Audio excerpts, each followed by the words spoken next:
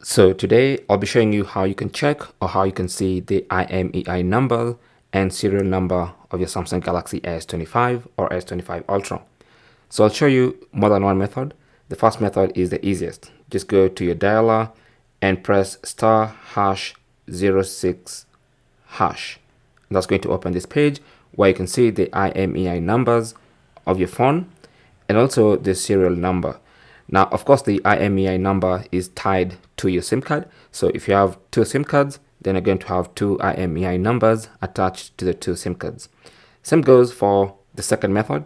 If you go into settings, and then under settings, scroll down to about phone, tap on that, and then go to status information, tap on that. You should see your IMEI information, and if you tap on that, you can see your two IMEI numbers. All right, this one and this one. Thanks for watching. If you have any comments or questions, feel free to leave them down in the comment section. If you found this video useful, don't forget to leave a like, possibly also subscribe for more tips, and I will talk to you there or in the next one. Good luck.